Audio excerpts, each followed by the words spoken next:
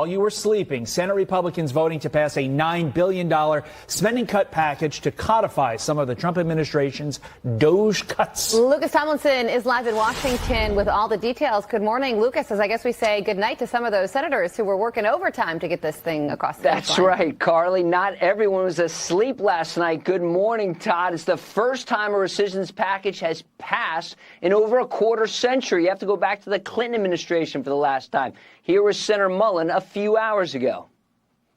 This vote, the yeas are 51, the nays are 48, and on this vote, the bill is amended as passed.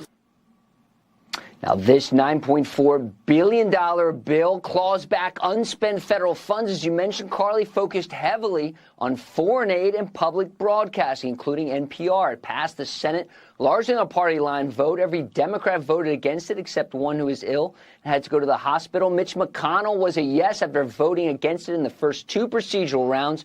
There were two Republican no votes. Here they are, Senators Collins and Murkowski from Maine and Alaska, respectively. Now, House Speaker Mike Johnson was busy as well yesterday, spending over 10 hours trying to unite his conference enough to push through a procedural vote to approve rules for crypto. The House voted to advance the bills after multiple House members flipped their votes following a meeting with President Trump, a big crypto supporter, of course. Democrats slammed the bill, calling it a crypto corruption scheme. But here's House Speaker Mike Johnson on the vote yesterday. Look, we built consensus. We had to answer questions and get everybody to yes. And I think at the end of the day, we've got a great process and a good product, and I'm happy we got it done. Sometimes it just takes longer than other times. And that vote ran for 9 hours and 45 minutes. It's the longest vote in the history of the House of Representatives. That's about 250 years of history there, Carly. That's happening a lot these days, these long votes. That's right. Second time in like a week, yeah.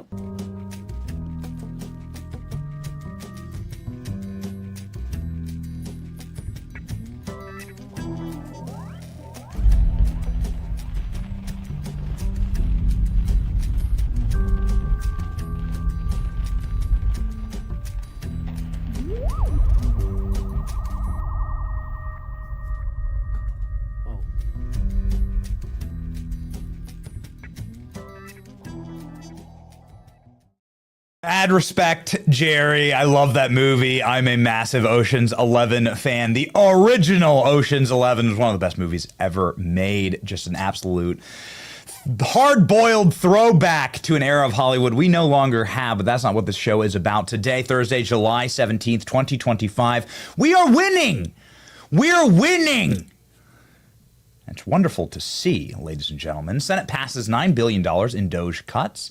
For the first time ever, we have defunded NPR and PBS. That happened just moments ago. And we should all cheer. Let's all cheer together. Yes, come on, roar with me. This is something that we've been promised our entire lives as Republicans, that Republicans would do. Why would Republicans fund media? Why the federal government doesn't give me billions of dollars, so why does it give my enemies billions of dollars? It doesn't make any sense. Our enemies. I mean, maybe it should give me billions of dollars. It would be a better country. But lo and behold, ladies and gentlemen, promise made, promises kept. It's wonderful to see. A former mobster who shared a cell with Jeffrey Epstein will be on our program today, telling us what's going on with that prison. Let's just put everything aside and look at the cold, hard facts of Jeffrey Epstein's suicide. In prison, why not? Advance the ball a little bit. That's what we're here for. Ladies and gentlemen, there's also massive news from President Trump announcing a special counsel to look into the corruption around the government's deal with Jeffrey Epstein. Now, that would be fantastic. And also firing another Comey from the FBI. We're going to cover all of that today. Senator Rick Scott will also join the program, along with the mobster. We know that Rick Scott is an upstanding member of society. But we are going to have a rockin' good time today. My name is Benny Johnson, and this is The Benny Show. Go gold. Make sure that you have a locked up set of assets. Locked up, not like Jeffrey Epstein was locked up, but locked up like you want financial currency for your future. This is very important when you look at what's in your portfolio. It's all about exposure, and there should be part of your portfolio. Don't take financial advice from me. That's not what I do around here. I'm going to just tell you what I do. Like, make sure that there's parts of your portfolio that no matter what happens in the economy, because you can't control that they are generating wealth for you. And that wealth generation, for me, comes in part physical gold and silver. Physical gold and silver have outperformed the market this year. Over the last 2 years, have like doubled or tripled the market. And so it is a great investment. We've been talking about it for a very long time. And ladies and gentlemen, our friends at Advantage Gold can take care of you. Advantage Gold is giving away free copies of a brand new book called Our Dollar, Your Problem by Kenneth Rogoff. He's the former IMF chief economist.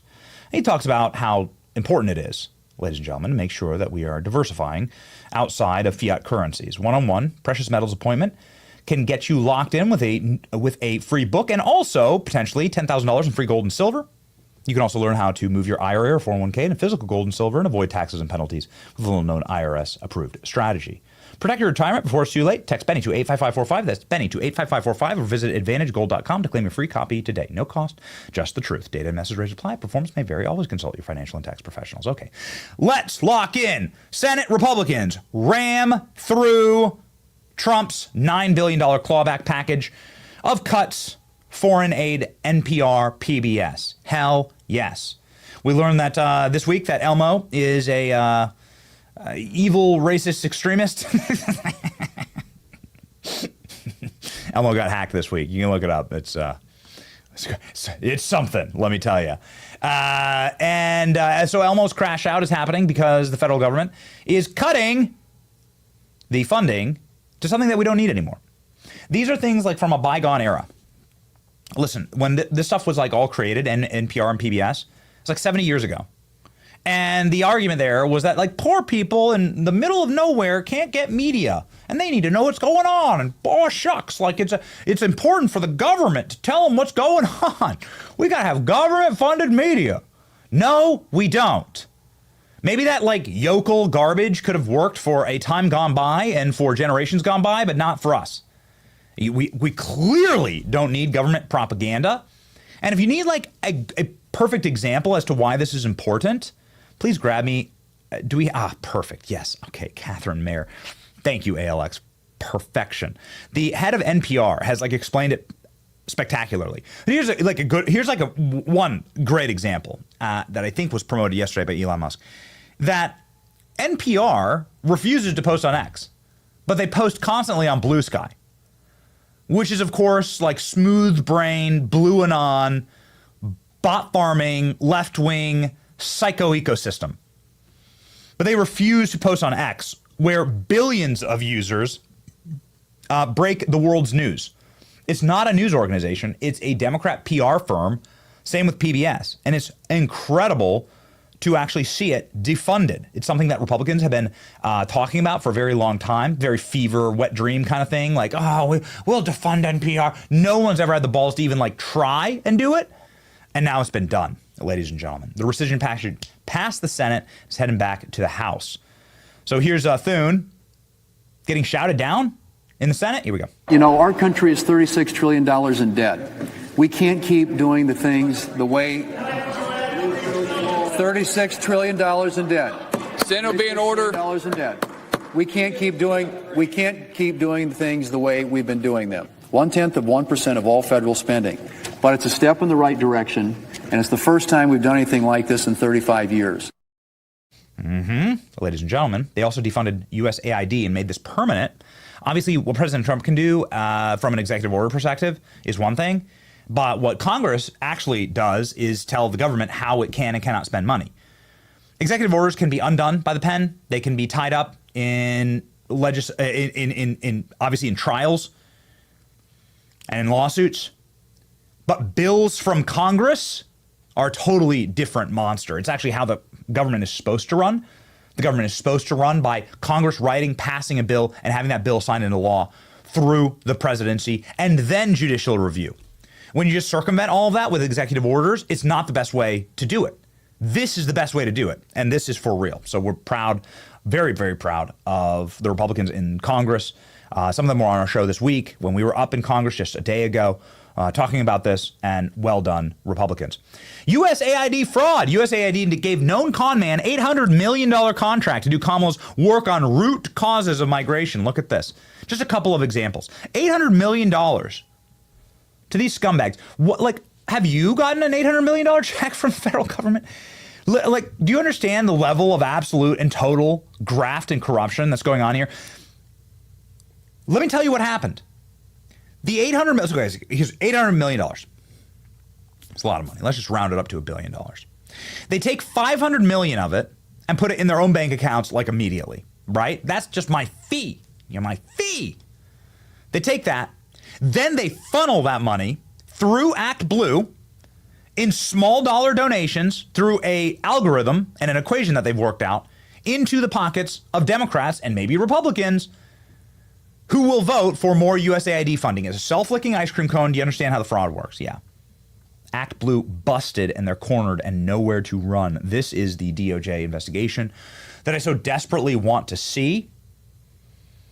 Obviously, along with President Trump endorsing a Jeffrey Epstein special counsel. We'll get to that in just a moment. This is obviously where the Republican Party needs to go next. And this is so easy to do, because it's just identity theft. And there's such harsh federal protections for identity theft. And all you need is one case. And there's probably hundreds of thousands, if not millions of cases of identity theft through Act Blue. I personally know like 20 people who've had their identities stolen and then have donated as zombie donors for the Democrat Party. One guy lives on my block, has Parkinson's, and is this kindly old Republican who has Parkinson's and doesn't, really do much of anything. And I checked, and that dude's like donating to Democrats in Maine and in Missouri. And that's not true. I've checked it myself. So all it needs is like a couple of attorney generals with some balls to actually go in and like fix this. It's a wonderful thing, ladies and gentlemen. USAID official and 3 corporate executives pled guilty to decades-long bribery scheme over $550 million in contracts. How is this defensible? It's not defensible. It is indefensible. Politico, we're talking about like the funding of Democrat media. Politico received an insane amount of money from the federal government in the form of subscriptions. Oh, okay, got it. Well, we sell keychains, right, and coffee mugs around here. And so why can't the Trump administration just go buy hundreds of thousands of Benny Brigade subscriptions or memberships? Like, do you see the corruption here? Look at this. This is insane. This is when Politico was carrying water. Look at the level of government spending on Politico subscriptions. That's when the Politico was carrying water for the Biden regime. Tell me that is not payola. Tell me that is not pay for play. This is when that spike.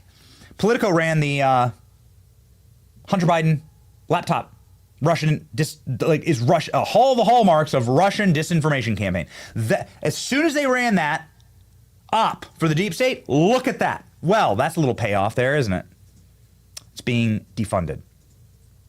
It's a beautiful thing, and it's more important than ever. We really don't need any more government-funded media. There are so many media outlets. There's so much disbursement of information. There's so much out there. There's so many people that are doing great work. And we're doing our very best, level-headed best, to deliver for you every single day. That's why we'll be having one of Epstein's cellmates. I mean, it took us a second to track this guy down. We're having a mobster and an Epstein cellmate on the show to just like explain what's going on. We're tired of speculating. Let's just do the real work, right? These people don't do real work. Just a reminder on the Hunter Biden laptop thing. Was it NPR, ALX, that put up a tweet that's like, we won't be covering the Hunter Biden laptop because we only cover real news. Yeah, that was NPR. Here is the head of NPR, somebody named Catherine Mayer, who literally said that the First Amendment is the biggest challenge in America because we don't actually want any more truth. It seems like that's just like a slander from me against her. And like, that's just like something I'm making up. Like it's a meme, right? The head of NPR doesn't want truth in America. She hates the First Amendment. But it's on tape. Okay, it's on tape. Here we go. The number one challenge here that we see and is, of course, the First Amendment in the United States is a fairly robust protection of rights. And And that is a protection of rights both for platforms, which I actually think is very important, that platforms have those rights to be able to regulate what kind of content they want on their sites. But it also means that it is a little bit tricky to really address some of the real challenges of where does bad information come from, and sort of the influence peddlers who have made a real market economy around it. It's really not about truth. It's really not about the First Amendment. Okay? It's really tricky because we shouldn't really be seeking truth, says Catherine Mayer in her TED Talk. Here we go. So one of the most significant differences, critical for moving from polarization to productivity, is that the Wikipedians who write these articles aren't actually focused on finding the truth. They're working for something that's a little bit more attainable, which is the best of what we can know right now. And after 7 years there, I actually believe that they're onto something. That for our most tricky disagreements, seeking the truth and seeking to convince others of the truth isn't necessarily the best place to start. In fact, that lady gets billions of dollars of your money. You know how much money I get from the federal government? I get a gun to my head saying pay your taxes, otherwise we'll shut you down every year. That's what I get. I get nothing. Nobody gets anything. Did Charlie Kirk, Tucker Carlson, Megyn Kelly, Steve Bannon, none of these guys that I roll with get anything. Dan Bongino, back when he was podcasting, he gets nothing. Instead, we all get like a target on us. Say if we don't pay every cent and more in taxes, then we're all going to prison. Trust me, they're excited to send us. So yeah, the lady that says there is no truth, that we're not trying to find truth, and that our biggest problem is the First Amendment, she gets billions of dollars from a federal government run by Republicans. It's insanity. It's suicidal, actually. You want to talk about a suicide mission, metaphorically. Brandon Gill, who's a friend of our program, an excellent member of Congress, had Catherine Mayer in front of him in Congress. I've never seen a gutting like this, and it's worth playing a slightly longer clip for it, because this is the greatest humiliation I've seen in the history of Congress. And we watch hundreds of thousands of hours of congressional testimony. This is the worst. Here we go. Do you believe that America is addicted to white supremacy? I believe that I tweeted that, and as I've said earlier, I believe much of my thinking has evolved over the last half decade. It has evolved. Why did you tweet that? I don't recall the exact context, sir, so I wouldn't be able to say. Okay. Do you believe that America believes in black plunder and white democracy? I don't believe that, sir. You tweeted that in reference to a book you were reading at the time, apparently, The Case for Reparations. I don't think I've ever read that book, sir. You tweeted about it. You said you took a day off to fully read The Case for Reparations. You put that on Twitter in January of 2020. Apologies, I don't recall that I did. Okay. I'd no doubt that your tweet there is correct, but I don't recall that. Okay. Do you believe that white people inherently feel superior to other races? I do not. You don't? You tweeted something to that effect. You said, I grew up feeling superior. How white of me. Why did you tweet that?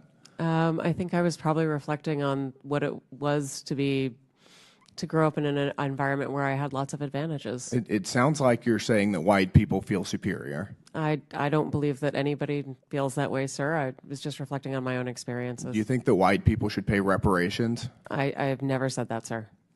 Yes, you did. You said it in January of 2020. You tweeted, yes, the North, yes, all of us, yes, America, yes, our original collective sin and unpaid debt, yes, reparations, yes, on this day. I don't believe that was a reference to fiscal reparations, sir. What kind of reparations was it a reference to?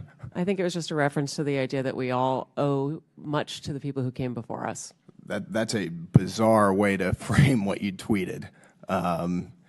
Okay, how much reparations have you personally paid? Sir, I don't believe that I've ever paid reparations. Okay, it's just for everybody else. I'm not asking anyone Seems to pay to be what you're suggesting. Do you believe that looting is morally wrong? I believe that looting is illegal, and I refer to it as counterproductive. I think it should be prosecuted. Do you believe it's morally wrong, though? Of course. Of course. Then why did you refer to it as counterproductive? It's a very different way to describe it. It is both morally wrong and counterproductive, as well as being You illegal. tweeted, it's hard to be mad about protests in reference to the BLM protests, not prioritizing the private property of a system of oppression.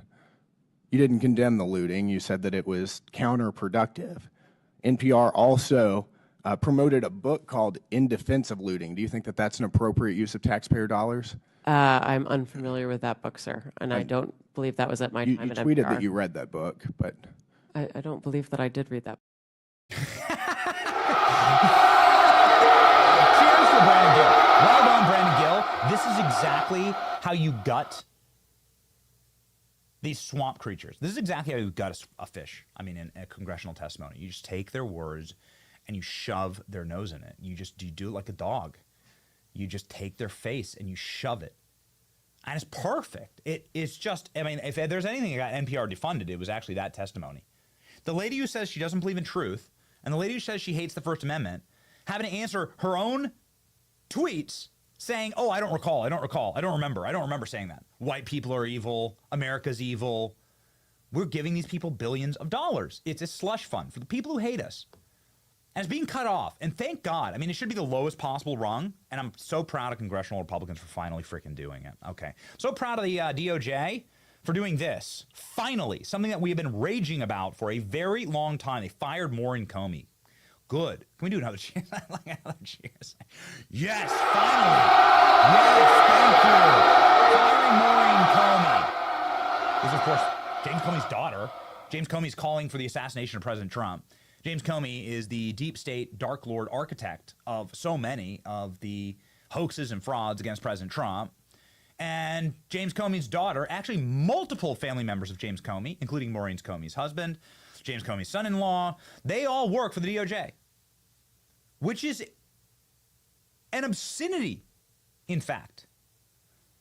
And you shouldn't get rewarded for insurrection. And that's what this family's done against the country, and you can just go find work somewhere else. Now, Maureen Comey has blown the Diddy case. Diddy's probably not going to do any time in jail, actually. Maureen Comey blew the Epstein case. She was on that, and then she, of course, just blew the Maxwell case. What do I mean by that? Probably the reason why we have no Epstein evidence is because of people like Maureen Comey, and because they were able to protect Democrat donors. Let's remember, like, this is a cover-up and a wrap-up racket.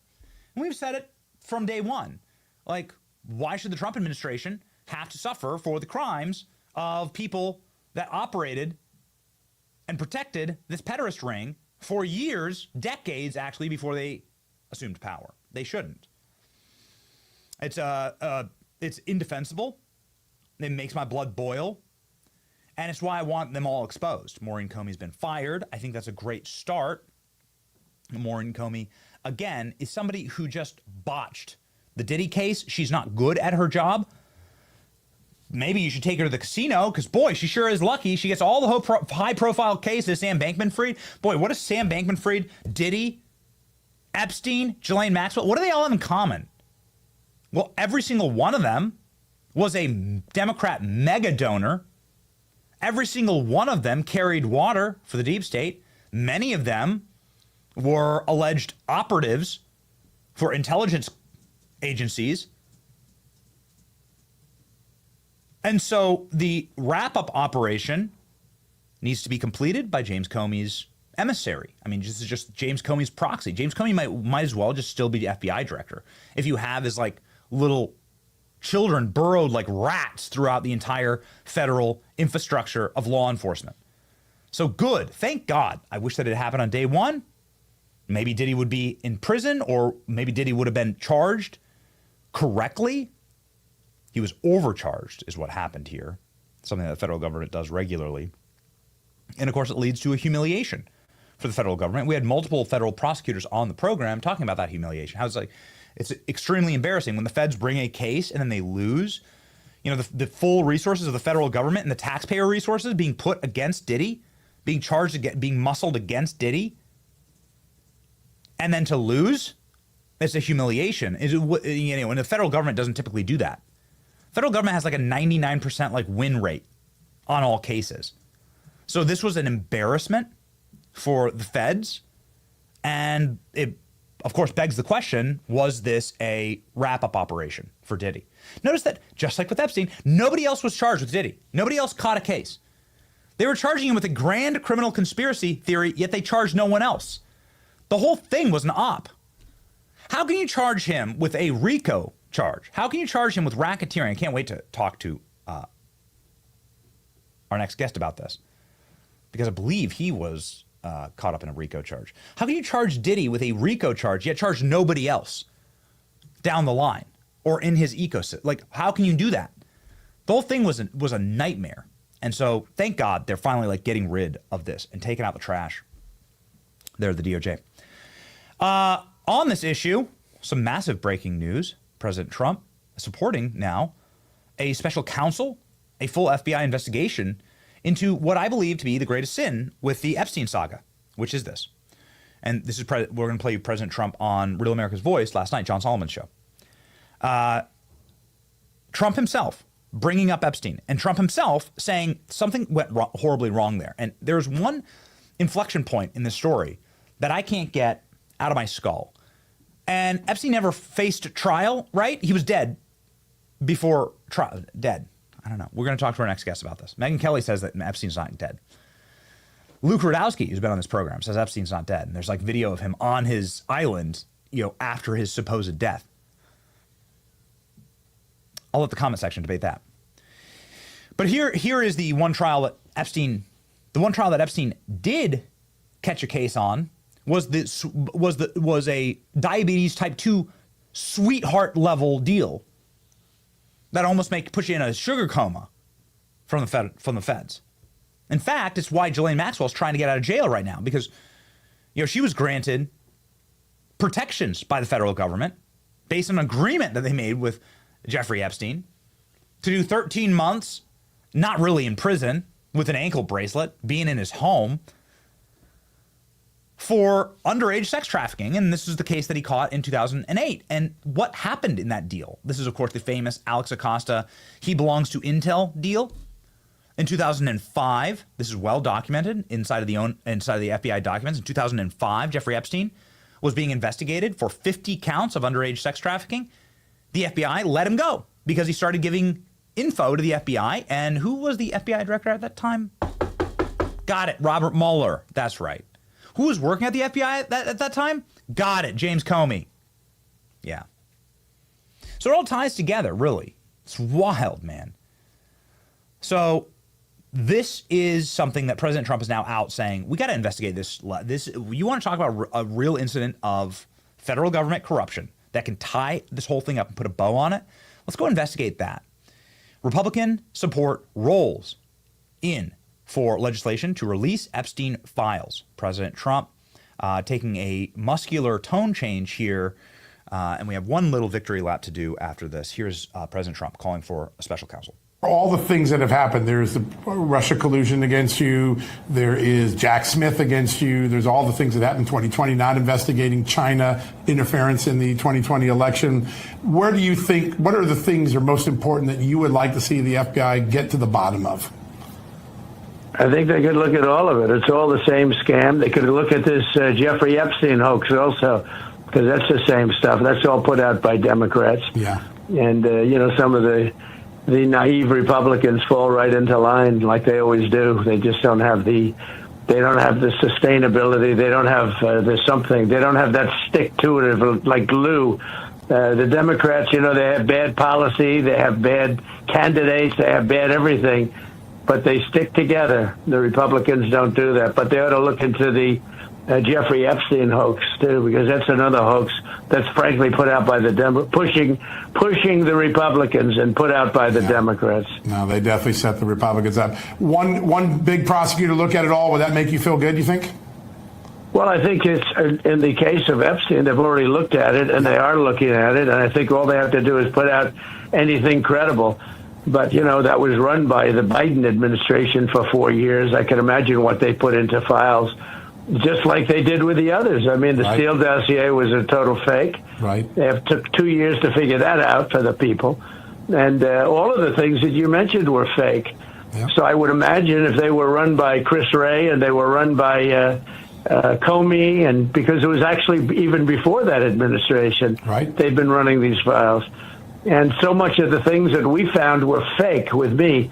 But especially, you look at that Steele dossier where they paid like 14 or 16 million. That's more than James Patterson gets paid to do a #1 bestseller. Isn't that crazy? And the thing turned out to be a total scam. So frankly, I think I love that they're looking at all this stuff. If they are, I hope they are. Yeah, we've definitely confirmed it. They definitely. Good. This is what we said yesterday. But we want to just take a very quick victory lap here. Because what President Trump is saying is these are all hoaxes. Well, the way to prove it is to release the evidence. That pleases everybody here, actually. And the way that we proved that everything from Russiagate to Hunter Biden's laptop to the Steele dossier, all of it was a hoax. January 6th, COVID. We have raged against those hoaxes till our voice cracked. Why? Not because we had all of the evidence in front of us at all times, but because we knew something was wrong and we knew something was off. And there's something that has been off about this Epstein case for a long time, and people know it and they feel it in their bones. It's obviously a class warfare thing that animates so many people in this country. That's what polling shows. And so this is the way to do it. Out with it.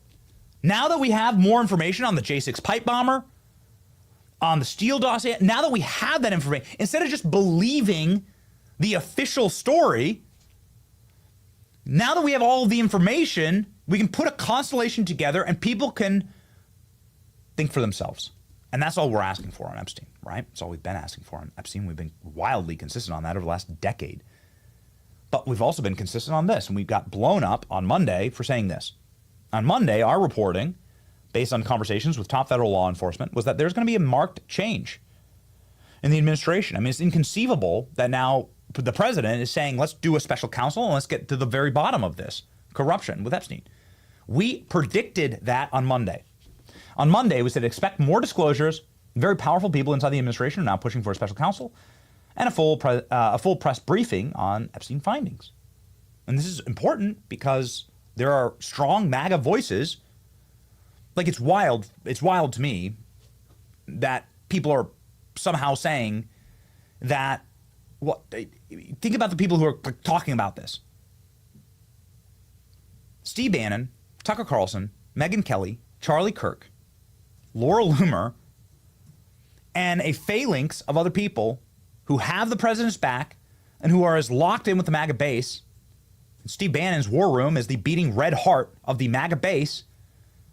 And they see this simply as an opportunity to reinforce the agendas of this working class party.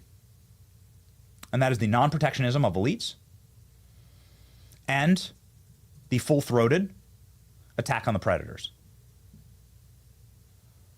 And those groups are one and the same. This is a working class issue. We spoke about it at length, but I've reframed it like that in my head, and it makes a lot of sense to me.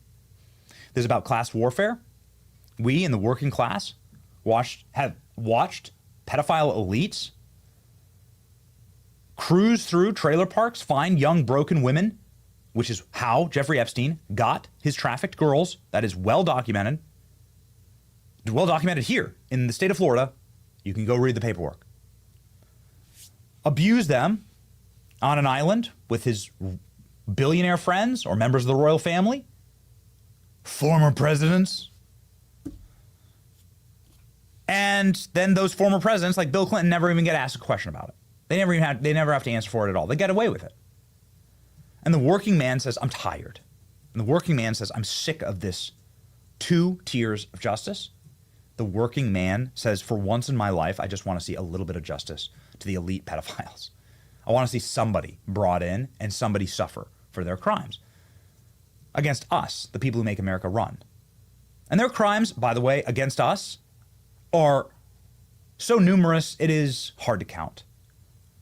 But we've been taken advantage of by the elites, and it is President Trump who is our hammer.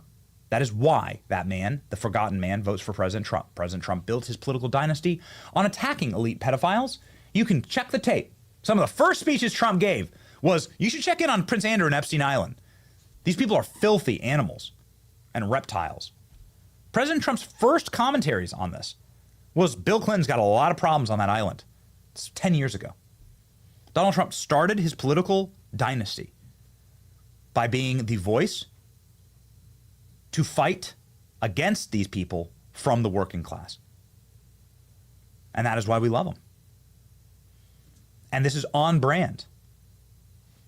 And we simply say, President Trump, finish what you started here, right? Yeah. Okay. Ladies and gentlemen, before we get to our guest today that I'm very excited about, a former mobster who's shared a cell, who shared Epstein's cell, who's been inside of the prison, himself, and can explain. I want to talk to you really quickly about things that can lock up your household, things that can really lock you up and lock up your future. That's debt. Debt is out of control in this nation, and debt is out of control for Americans. Debt is higher than ever in this country. Household debt can really cripple you.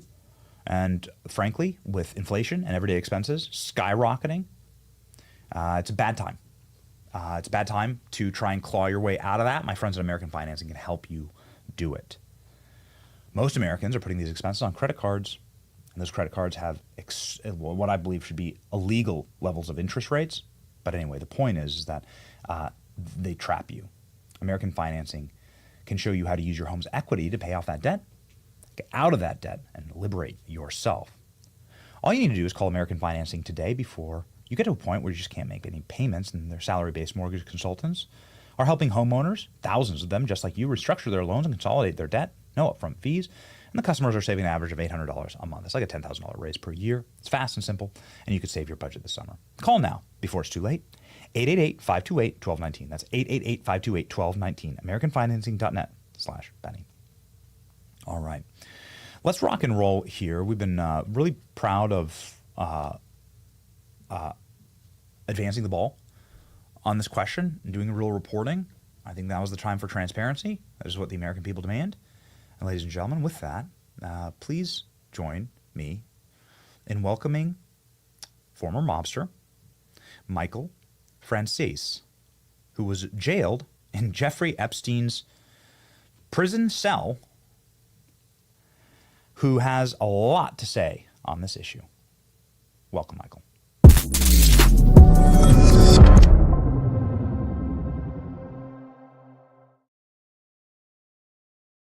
Michael, welcome to the program. Thank you for being here.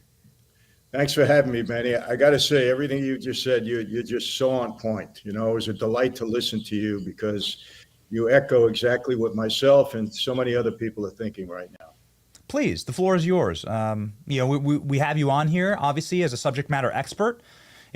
Part of the reason why everybody cares so much about this is that it just seemed too damn convenient that this living witness to so much of this corruption, whatever it ended up being, just dies in federal custody. On its face, Michael, and I'm not, please, I don't want to go on a rant here, but on its face, isn't that like possibly the biggest scandal that inside of the federal government's custody, inside of this maximum security prison, that he's able to kill himself? That alone is a horrible scandal. That has no answer. Well, yeah, Benny, and I don't believe that. You know, like you said in the opening here, I spent 7 months on that tier in that cell.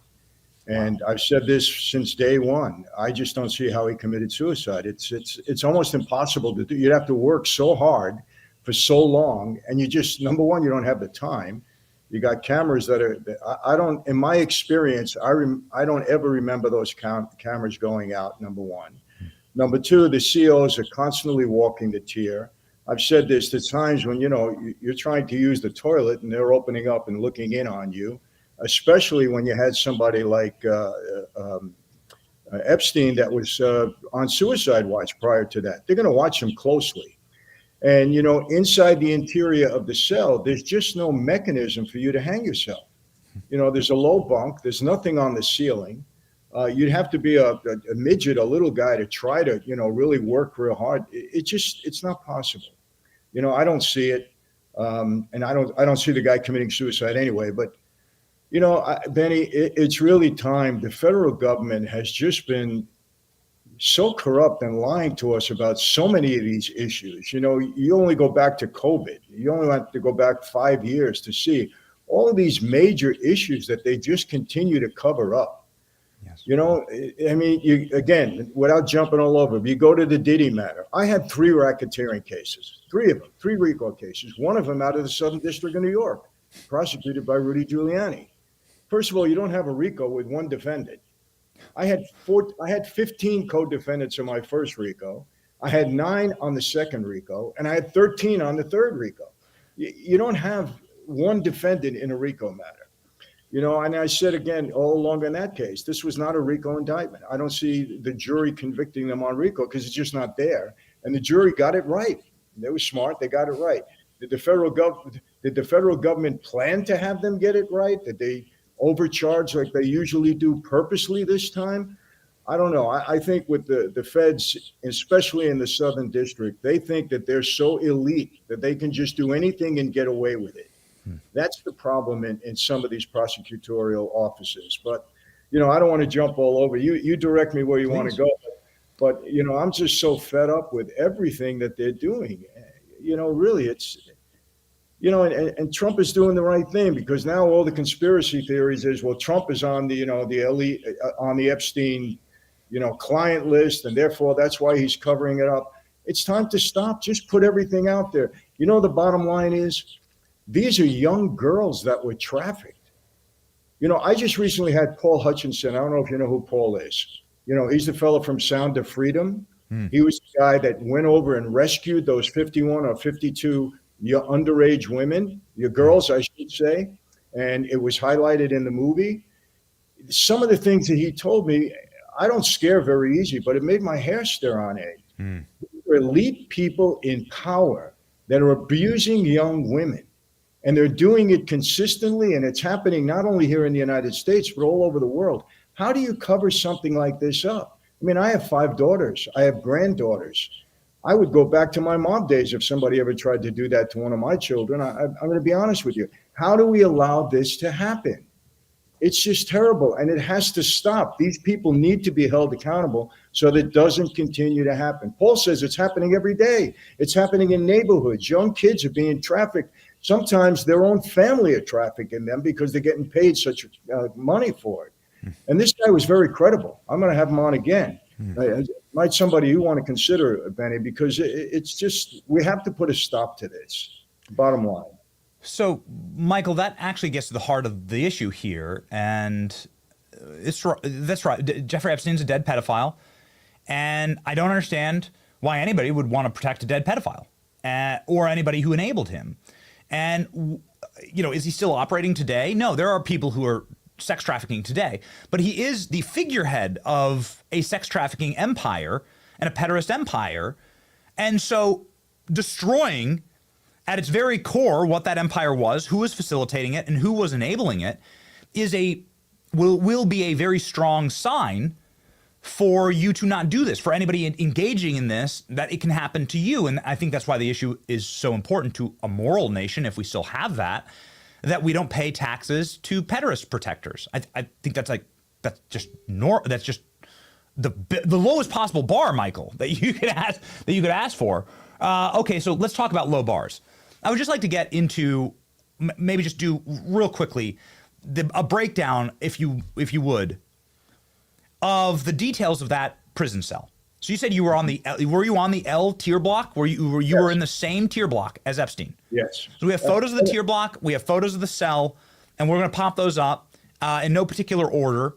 But maybe you could just explain what your experience was like in those cells and the perhaps physical impossibility of hanging yourself so severely that you would break your own neck bones, which is what they allege Epstein did. Again, normally, I look, I never tried to commit suicide, but I'll tell you this, when I was in there, I didn't see this ladder. I had a single bunk. I didn't have a double bunk like this because it was a single cell. But even there, it's just so difficult. You have to work hard to try to strangle yourself. This is not just an easy thing. That much I know. You got to work hard. I mean, you got to jump off something. You got to break your neck bone. You don't just hang there, you know.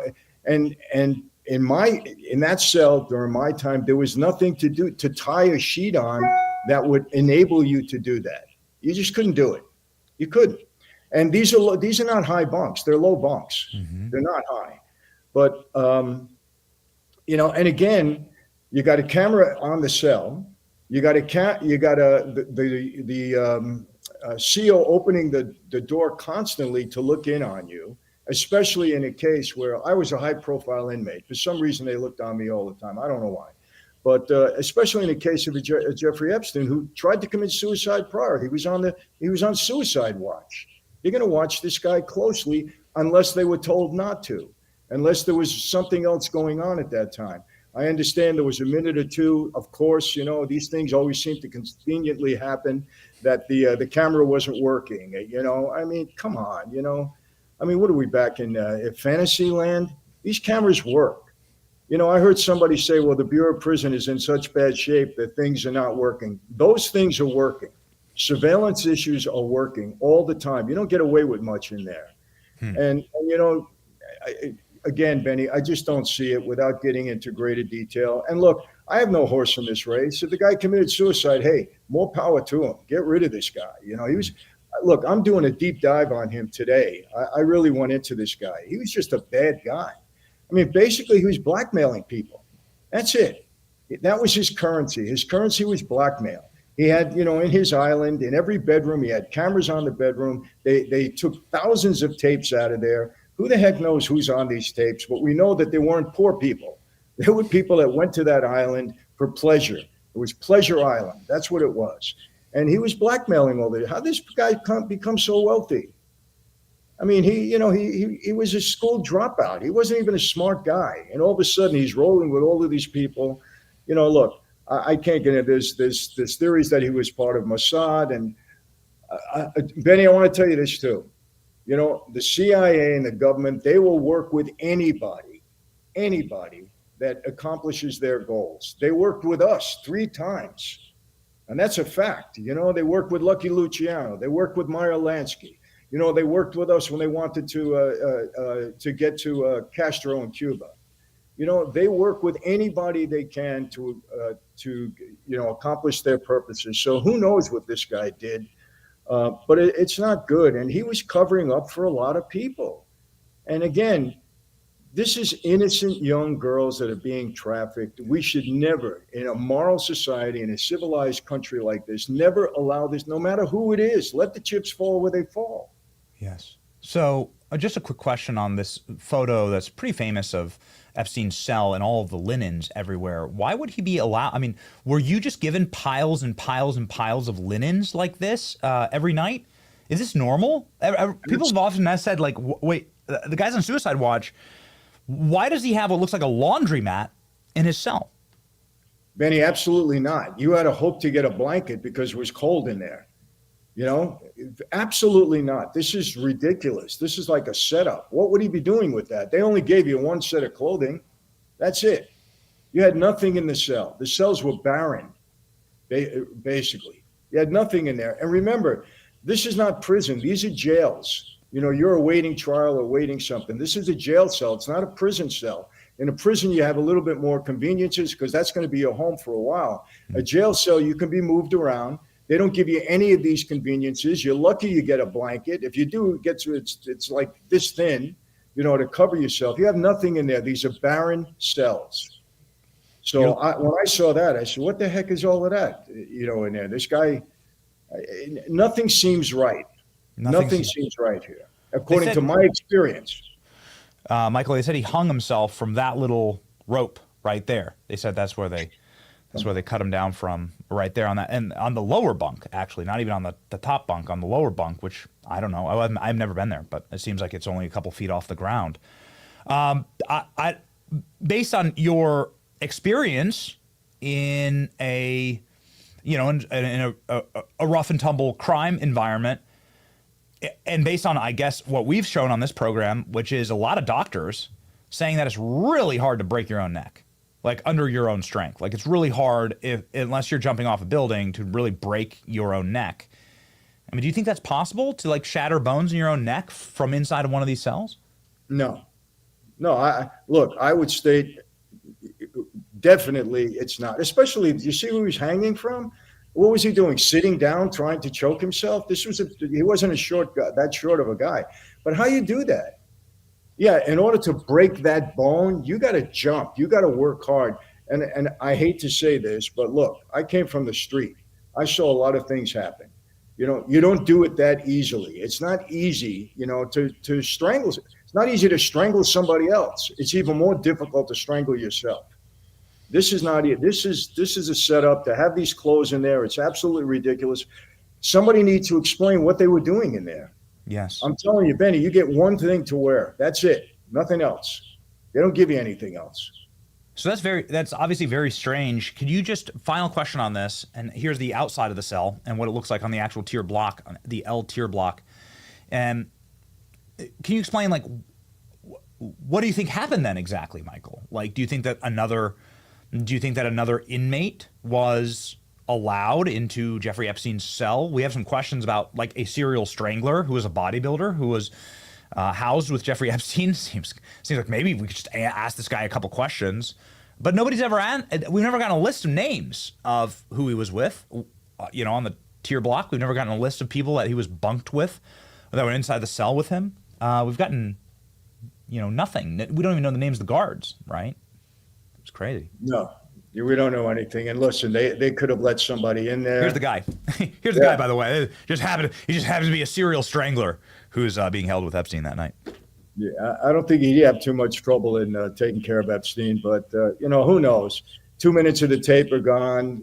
Again, everything is always so shady, Benny. Always. You never get proper answers. And I'm so happy because I was a little look, I'm a Trump supporter. I support his policies, no question about it. But I was a little disappointed, when I saw the remark he made from his, when they were talking to him that day for that cabinet session that he had. And he said, why are we still talking about this creep? And I think just for a moment he forgot, because this creep, is involved in the trafficking of young girls. And there are more people involved, and they need to be held accountable for it. That's the bottom line. So the fact that he's calling for a special investigation is, I'm so happy. I really am. On all of these things. I mean, all of these things, we never get the right answers. We don't know about Kennedy, And look, I don't want to get into another session on Kennedy, but, there was stuff that happened there that I know for a fact. And it's being hidden for what, 50, 60 years now? We never get the right answers. But this one, more than anything else, we should. Because there's young girls. So, Michael, since you brought up Kennedy, why not go there? Because we have some breaking news on Kennedy that happened over the last week, that the CIA has finally clawed out of their cold, dead hands, begrudgingly admitted that they bumped Oswald, right? That the CIA was actively involved in surveilling and or interacting with Lee Harvey Oswald. And at that point, you just have to assume that Oswald was an asset for the CIA. And then, of course, lo and behold, we get this article that was dug up from 25 years ago where Jeffrey Epstein was bragging about being a CIA agent in the Weekly Standard here. And boy, man, it just seems that all roads tend to lead to dirty intel ops. A question ago, you said that the intelligence agencies have contacted you and your criminal organization back in the day. Here's the Epstein article, by the way, in black and white. Epstein bragging about being a CIA agent. Of course, he later denied it, right? Okay. Maybe you could shed some light on this style of operations of the intel community using organized crime. Well, I can tell you this, and this is something I've heard my entire life, and understand something. My father was there throughout all of this, and my father was a pretty important guy. He was the underboss of the Colombo family at that time. So from my father to the boss of the family to everybody that would have been in the know of an operation like this, I've heard consistently the same thing. And here's the thing. I've said from day one, those classified documents, I don't think they'll ever be released. And if they are, they're going to be highly redacted, because we were involved in the assassination with JFK. And this government is never going to want the world to know that a sitting president was able to be assassinated in part by the mob. And I think they'll cover that up forever. And here's the key. Jack Ruby, I read something from the commission report that they said he had no connections to organized crime. Jack Ruby was connected to us from the days of Al Capone. He was connected heavily in Chicago. He was connected heavily in New Orleans. He ran strip clubs and places for Carlos Marcello in Dallas, Texas. He was very well connected with us, 100%. And that's how he got into that police station. Here's what happened. And this is, and I know people are going to deny this and they're going to say it's a conspiracy theory, and it's not. This is what I've heard consistently all along. The Kennedy-Nixon campaign, Kennedy won that. It was razor thin. They absolutely came to us. Joe Kennedy, who was absolutely a bootlegger, no question about it. Frank Costello wanted to kill him at one time because of some things that he did that were nefarious. Okay, they came to us for Illinois to help Kennedy win in Illinois. That was the swing state. We did that. The deal was that they were supposed to back off of organized crime. Robert Kennedy, forget it. He doesn't do that. He comes on organized crime even heavier than the FBI did. Because remember, the FBI for a while, they would never even admit that the mafia existed. J. Edgar Hoover didn't admit to it.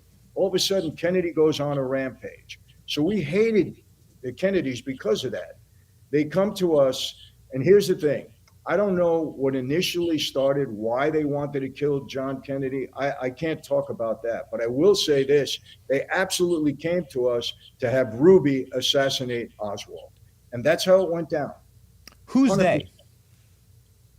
I believe it was the CIA, because that's what I was told. And again, I don't like to repeat something unless I'm 100%, but I believe it was the CIA. They wasn't a name, but my father told me, look, the government's involved in this. CIA came to us. Persico told me this. They all said the same thing. They were very consistent. At different times, I've heard this. And I didn't inquire. It was just in conversation that came up. We talked about it. Look, what's his name from Chicago's on tape saying, we killed the wrong Kennedy. That's on tape. We killed the wrong Kennedy because Bobby came at us. They cover that up. I don't want to hear that. We killed the wrong Kennedy. It's on tape. So as the story goes and as the evidence points to Lee Harvey Oswald, who consistently claimed and screamed on camera that he was a patsy, and the near impossibility of JFK dying in the way that the official story portends. And again, it's kind of the same elements, right, with Epstein, which is the official stories make no sense. And the evidence certainly doesn't point to the official story being true, and so you have to just assume that somebody with power is trying to lie to you. And now we get all this evidence that has been released about JFK. The constellation is starting to come together. But who then do you think killed? I mean, do you think that Kennedy was actually killed by the CIA, and then the mob was there to cover it up? Yes, that's what I was consistently told. Yes. Yeah. Do you know that they lost Kennedy's brain? Oh yeah, yeah. They doctors his entire body. Yeah, his body's not real. Like the autopsy is not real. Yeah. So why do they do that? Why would you do something like that unless you're covering up something? I mean, it's just common sense. Why? How can you lose the president's brain? And like you said, the whole body being doctored up. Why? What are you hiding? The doctor who did the autopsy is still alive. He's very old, and he was in Congress, and he was testifying before Congress and said that there was a bullet wound that he saw in Dallas from the front. It's clearly like an entry wound and an exit wound in the back. Yeah. And a guy in the Texas School Book Depository can't shoot from the front. That's just pretty basic. Like 3-year-old can understand those physics. And so what does it say, Benny? It tells us that from going way back, as far as we go back in our generation, to Kennedy, to COVID, to you just name it. We just never get the truth. Everything is covered up. Yeah. And you don't cover things up unless there's elite people involved that you're covering for. They're not going to cover for me. They're not going to cover for you. They're going to cover for their own. Yes. And that's why I think this issue is so important, because all these Kennedy guys, they're dead, and they're like the guys who did Kennedy, they're dead, right? And they can't be prosecuted or put in jail. They lived their lives out and got their pensions and their gold watches, and they're done. Now 70 years later, their children are grandparents, right? You can't charge anyone, right? But you could charge people still with Epstein. Epstein plotted only a couple of years ago. And you could still technically uncover some damaging things and destroy some very evil people. And that's what makes it so kinetic, I think. Well, listen, you know what? If they continue to cover this kind of stuff up, I think every American citizen should be outraged at this, and we should just continue to put pressure on them and demand that there's accountability here. Because, again, what Paul Hutchinson told me, the extent of human trafficking of young boys and girls, both. He said it's so out of control. And he had a lot of credibility when I spoke to him. He's dedicated his life to this for the last 10 years. Guy's got a lot of money. He's very wealthy. He's able to do this. And it's a cause that's really become so important to him. And the extent of things that he told me, it's horrific. Yeah. It's horrific, Benny. There's nothing worse than pedophilia. I mean, it's terrible. Benny, do you know this? Do you know that when they have a menu, the people that are doing this human trafficking, they have a menu of sexual services that would be formed by these young girls and how much you would have to pay for each service. It's that disgusting. How do you cover this up? How do you cover an Epstein up? You can't, and it's not morally justifiable, and so you have to fight against it, and you have to do you have to live in a very simple binary. Luckily, I went to community college, Michael, so I'm not, it's very easy for me to just see the simple binary and to say, this is wrong. This is darkness versus light. This is good versus evil. And this is how we actually get to the bottom of it, right? By continuing to apply pressure. And I want to use Epstein as an example for people to not do this. And if we can destroy Epstein and his entire network and punish them, then that's a good warning sign, right? Like that's deterrence on some level. And I think that's morally justifiable. Mike, I can tell you this, Benny. I think, a key person in here is that Ghislaine Maxwell. Yep. They got to bring her in front of Congress and they got to put her under oath and she's got to talk. You know what I believe? I'm gonna go even further. I think they got a hold of her and told her, listen, you saw what happened to Epstein. You're going to do some time in prison. Keep your mouth shut. You'll get out of here and this will blow over. Don't put it past the government to talk to her like that and to scare her and into keeping her quiet. They should bring her and they should put pressure on her because she knows a lot, obviously. Yeah. Well, she had the row of honor at Bill Clinton's daughter's wedding. Very curious there. She's photographed on the throne of the King and Queen of England with Kevin Spacey, which is so strange. And we'd sure like to hear why exactly. And she's a living piece of evidence. And I think that scares a lot of people. Yeah. We hope that happens. Michael, we hope that you join the program again. You can follow Michael, of course, here. 100,000 plus Americans follow Michael. He also has a great wine company.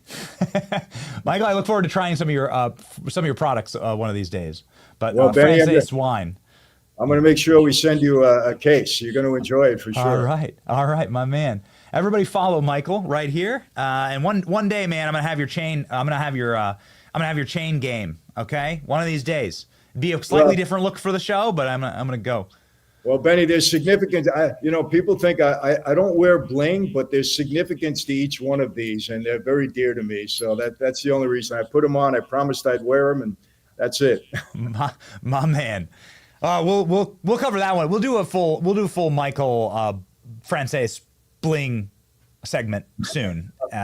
But we're out of time for today. Godspeed, man. Thank you for illuminating for our audience some of this darkness. Well, thanks for having me. And Benny, please keep it up, man. We love your voice out there, and just keep it up. We need you. My man. Godspeed. Thank you.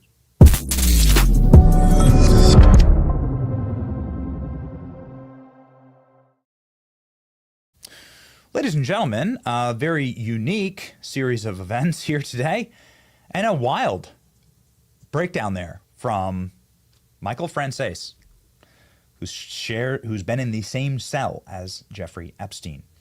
Very interesting times. The Senate, of course, as we started off the top of the show, has delivered a massive victory for President Trump. Joining us now is Senator Rick Scott from the great state of Florida, who's here to do a victory lap, a touchdown dance, and explain what happens next. Let's rock and roll.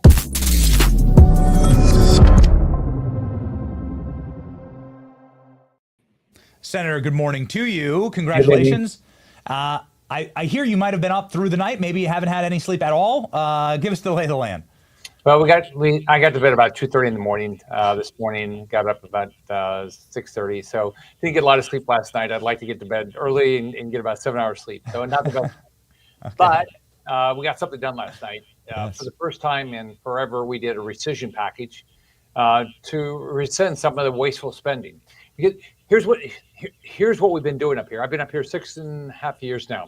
We don't do budgets. What we've done is they'll say, oh, we worked really hard. We have to do a continuing resolution on September 30th. Then they have a spending bill about 3 months later that nobody's ever read. So what Trump is trying to do as part of balancing the budget with Russ vote is they can send a package to us and say, you can get rid of this.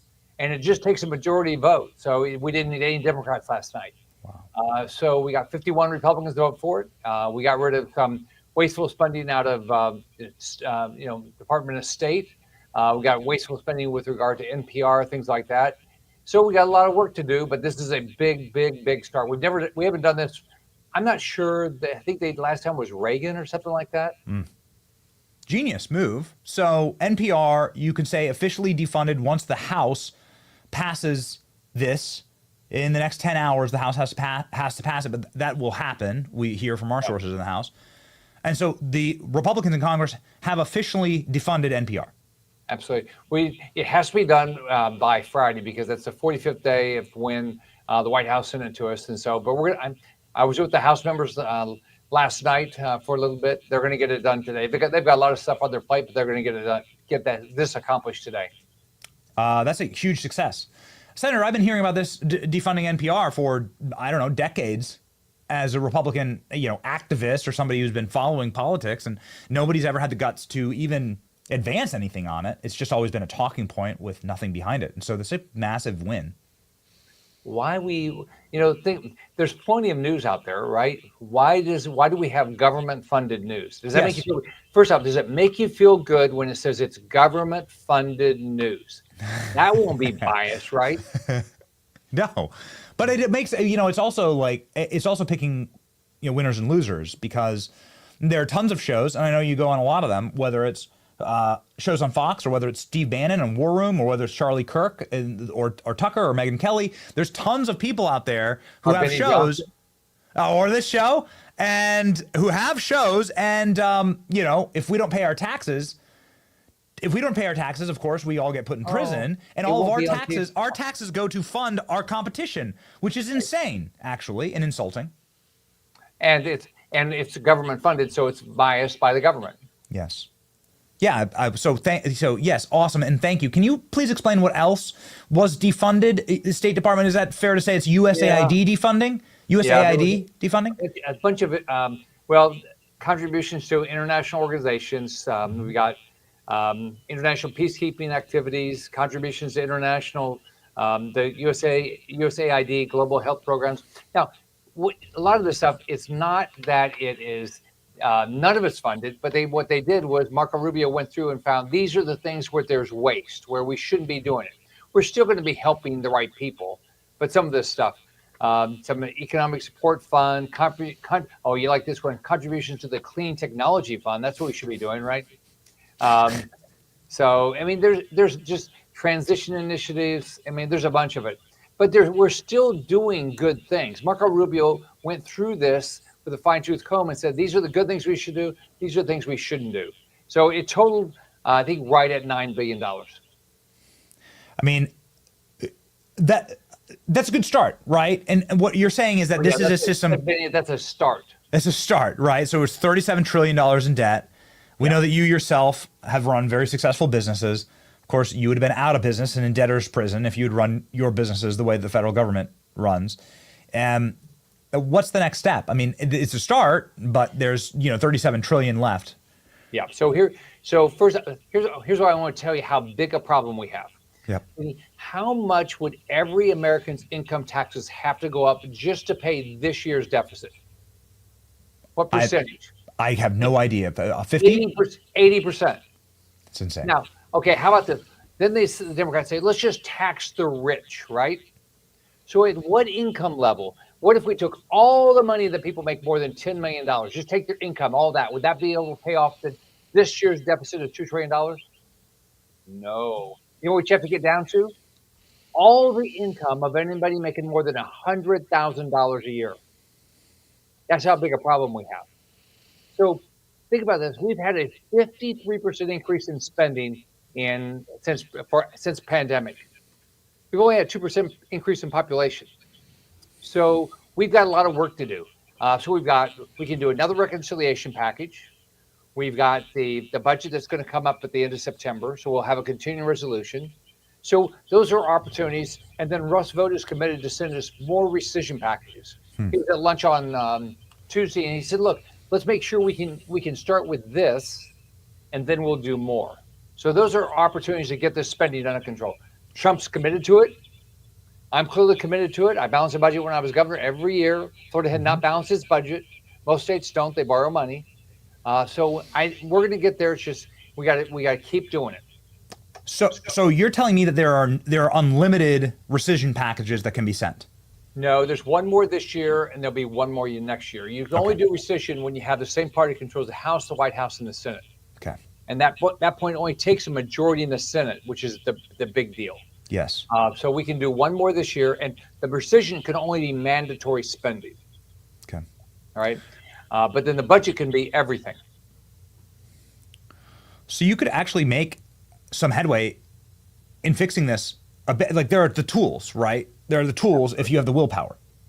That it's all willpower. What you have to do is you have to let your House members and Senate members know that balancing the budget is a big deal. Now, why is it a big deal? One, interest rates are not going to come down. We have to refinance just this year another $9 trillion of treasuries and sell another $2 trillion. To who? You. Right? Are you going to say, oh, I want interest rates, I'm going to do it at lower or higher interest rates? That's number one. Number two is inflation cannot ultimately be controlled. Trump's doing everything he can to get this economy going. Right? He's doing everything he can to get inflation down. But if interest rates go up, it's going to be hard to get inflation down. We have to balance the budget. Yes. Correct. Well, I mean, we have unified control of the government. I know there's slim margins, but it's encouraging to see something happen. I didn't know that Republicans could write laws anymore. I don't think it's happened in my lifetime. I didn't think Republicans could write laws. So it's remarkable to see, actually, Senator. But Benny, we have to do it every day. And you as a voter, you as a citizen have to demand it. You have to say, we elected you. We have expectations for you. Live up to what you told us you're going to do when you ran. You're also on the Committee on Homeland Security and Government Affairs. You must be, by the way, thrilled with the big, beautiful bill and the amount of funding that it has for ICE and federal law enforcement. I want to bring up a member of the Senate who did something really peculiar, strange, sad, and embarrassing. His name's Alex Padilla. He's from California, and he bum rushed Kristi Noem a couple weeks ago and started screaming and flailing his arms like a lunatic. He got himself detained, I think. I don't think it's actually an arrest, but he got himself detained. As somebody who's on the Homeland Security Committee, this seems like a wildly inappropriate way to act. Then he went on the Senate floor and started weeping about himself. What's your take on all this? It's wrong. So first off, right now, it's dangerous to be a public official, right? We're all at more risk.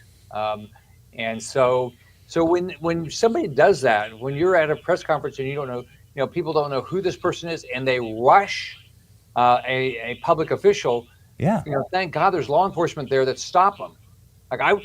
When I'm out publicly, I want to make sure there's law enforcement there to stop somebody that wants to do harm to me or anybody else that I'm with. Of course. And so this was completely wrong what he did.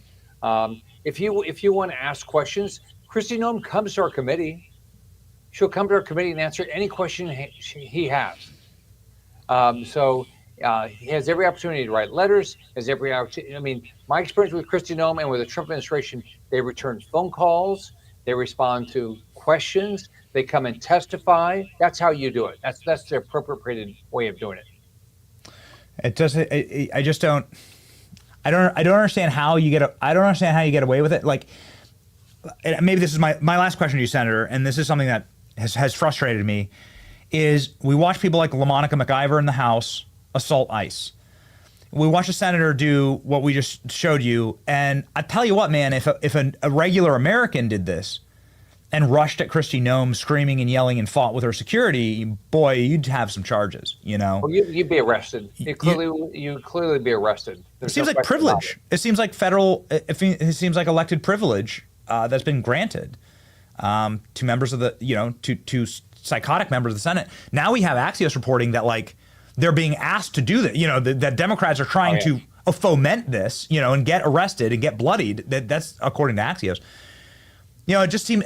I would love to see some type of internal mechanism to hold them accountable, like LaMonica McIver kicked off for committees or whatever. It just seems like an insane thing we shouldn't be allowing our federal officials to do. You should. You should have higher standards for yourself. Look, like I have every opportunity to ask people questions. People have the opportunity to ask me questions. I travel the state. I meet with people, but be appropriate. Like you know what I always think about it is, what would my mom think? My mom would think, what in the living daylights are you doing?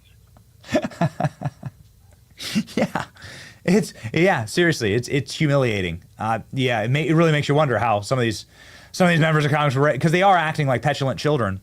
Be nice to see some of them kicked off committees or whatever. Would you be in favor of that for Alex Padilla? So, I don't think I think that makes some sense. Why would he be able to do this? Ben, you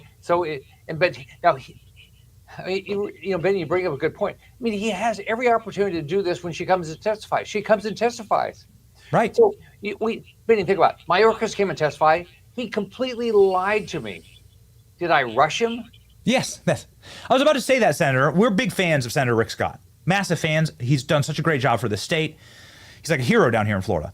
Senator, I'd have to disavow you if I saw footage of you bum rushing Kamala Harris like that, right? If you were like flailing your arms and fighting with federal law enforcement and like attacking a member of the Biden administration physically, then I'd be like, this guy's, what happened to the guy? Is he on fentanyl? Like, what the hell's wrong with him? Yeah. But if my mom was still alive, you would call my mom and have her yell at me. It'd just be nice. Don't you think, who raised these people? I don't know. Yeah. Parents don't teach their kids to do this stuff. It'd just be nice to see. Yeah. My producer's saying maybe we should put him on the UFC card for the White House. Alex Padilla versus LaMonica McIver. All right. Well, whatever. We'll wait and see. If it was a Republican doing that, they'd be in prison at this point. Yeah, that's right. Okay. Well, thank you, Senator, for your update. Yes, and here's ladies and gentlemen, Senator Rick Scott's social media. He has 700,000 follow. Actually, he's just a few hundred away from 700,000. So let's get him there right now. Everybody pile in and fight with the people who fight for us. The great Senator Rick Scott. All right, see you, Benny. Have a great day. Bye-bye. See you, sir.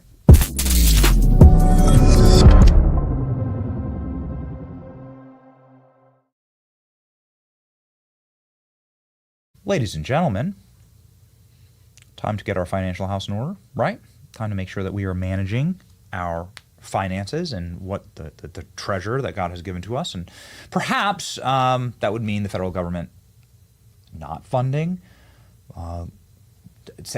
transgender sex change operations in Guatemala, like that was part of USAID. Okay, that's insane. That's a horrible way to manage your fiscal house. The way to manage, that's not what you would do. Obviously, what you would do is go sign up for Allio Capital. Allio Capital is how I passively manage my investments. I diversify. I don't claim to be a day trader, nor I spend my day actually trying to out traitors in our federal government. And what I am doing on a passive basis is having part of my portfolio managed in the Allio Capital app. This app uses AI to ensure that your capital is being invested wisely and can be hands-on or hands-off, but that tracking system is called Altitude AI, tracks for shifts in inflation, interest rates, news cycles. It follows these massive global trends, and it's been great for me, ladies and gentlemen. It adapts your portfolio in real time. Obviously, we are adapting in real time all the time on this program. And as we follow those trends, it's nice to have the markets follow those trends. And obviously, news cycles can crash or rocket markets. And so Allio Capital has your back and is locked in. Download their app today on the App Store or at Google Play. Text my name Benny to 511-511. That's A-L-L-I-O, Allio, capital. Text Benny to 511-511 and download the app today. Investing does involve risk, including the potential loss of principal. Past performance does not guarantee results. Consult with your financial professionals before making investment decisions. See the terms and conditions at alliocapital.com. Data and message rates apply. Okay, ladies and gentlemen, as we continue to rock on and own culture, I can't believe it, but there is a Epstein joke that was said at the ESPY Awards last night by Shane Gillis, of all people, who's a fantastic comedian, and told some great jokes. And it's just great to see comedy back, right? Shane Gillis is the guy who does a better Trump impression, like as good of a Trump impression as any human being on the planet. He's famous for it. And he gave a monologue that was pitch perfect. It went viral in my feed. Not only did he call out Jeffrey Epstein, but he also called out January 6th, which is crazy. He called January 6th a stunt. He called January 6th staged, and then made a Jeffrey Epstein suicide murder joke, right? On stage. Here we go. Donald Trump wants to stage a UFC fight on the White House lawn. The last time he staged a fight in D.C., Mike Pence almost died. All right. You don't have to do that. It was fine. I didn't write it. Actually, there was supposed to be an Epstein joke here, but as it got deleted. Must have probably deleted itself, right? Probably never existed, actually. Let's move on as a country and ignore that.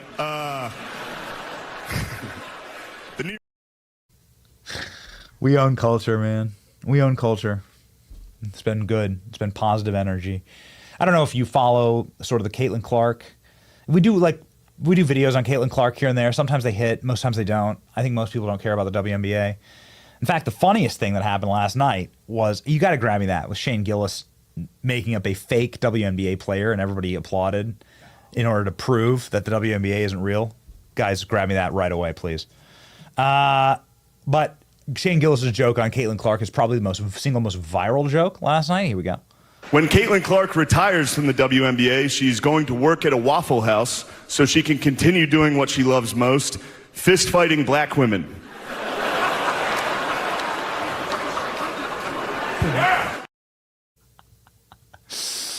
This is similar to the Ricky Gervais roast, who also, by the way, went hard at Jeffrey Epstein.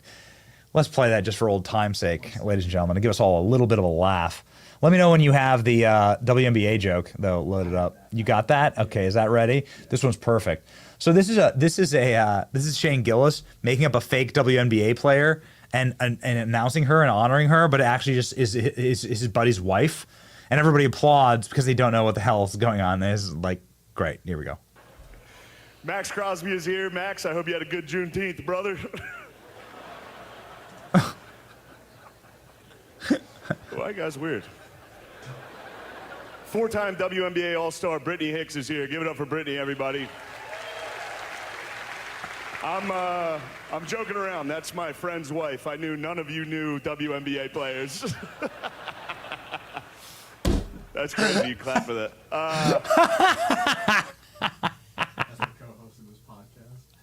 That's perfect. It's the co-host of his podcast. There you go. Okay, so there you go. Look, this is like nobody's really laughing. That was like the funniest part of last night. It was just like Ricky Gervais. Nobody laughed. The funniest part was the reactions of the Hollywood elite when they got roasted for Epstein, for being friends with Epstein. It was very interesting. Kevin Spacey calling for the release of everything. You know, Kevin Spacey like traveled with Epstein and so on. Kevin Spacey's calling for the release of all the Epstein files. Very interesting. Now, ladies and gentlemen, here's this. I mean, just a throwback. This is like in the vein of Ricky Gervais. This is when, of course, you knew that this Epstein issue wasn't going away. Was when you could get this type of reaction in the year 2020. That's when this monologue was given, and it's just one of the best things that's ever happened. It's without question the best monologue ever given at any award show in human history, and I don't think that it'll ever be topped. Here we go. That's a show about a man who wants to kill himself because his wife dies of cancer, and it's still more fun than this, okay? Spoiler alert, season 2 is on the way, so in the end, he obviously didn't kill himself, just like Jeffrey Epstein. Shut up! I know he's your friend, but I don't care. You had to make your own way here in your own plane, didn't you? Oh, man, there's been a lot of darkness. We're doing our very best to provide salt and light. Sometimes that comes in the form of simply covering these things when there's a lot of when there's a lot of energy in both directions, right? And you're trying your very best to like thread the needle. And the way that we're approaching this is the way we've always approached it. We've been rock-ribbed consistent on this issue for a decade, actually, and for our entire lives. But like since Jeffrey Epstein was sort of like vaulted into the public consciousness by President Trump in some of his earliest political speeches, that is evil. The predators need to be exposed and put away, and that we don't want to pay taxes to pedophile networks. And that's not what we should be in the business of doing. It's pretty obvious. And that is class warfare, ultimately. In its bones, it's class warfare. And that's a worthwhile fight to have. These people have abused us and have insulted us over and over and over again. And it's a challenging fight, but it's worth fighting, ladies and gentlemen. We'll have a press conference at 1 p.m. I think we'll be covering that. I think we'll probably be going live for that again. But for now, our verse of the day. God is our refuge and our strength, and ever-present help in trouble, says Psalms 46. What a beautiful psalm. One that perhaps you've memorized. I certainly have. Our refuge and our strength, and ever-present help in trouble. Our nation has always needed to seek God. It's always been in trouble because this is a nation that, to the lowly and most humble efforts of man, has tried in its inception to be a moral and honest nation of good people who are searching and living in the light. It's carved into the faces of our monuments. In God we trust. It's on our money. And ladies and gentlemen, can a nation like ours long endure, is the question, right, of Lincoln at Gettysburg? And that's our challenge. Only with God's help is the answer. So that is why we do a verse of the day, ladies and gentlemen. And in the end, no matter what, remember this. We win. It's your boy Benny. See ya.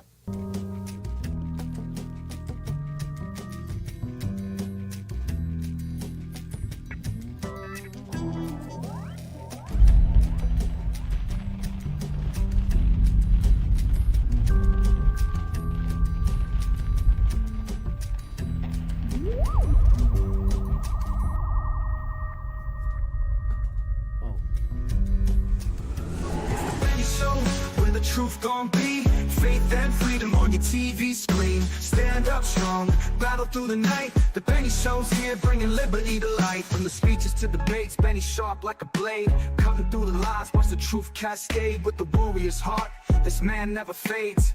You know it's prime time when Benny invades. From saving the nation to stories untold, the Benny Show's a storm, see the truth unfold.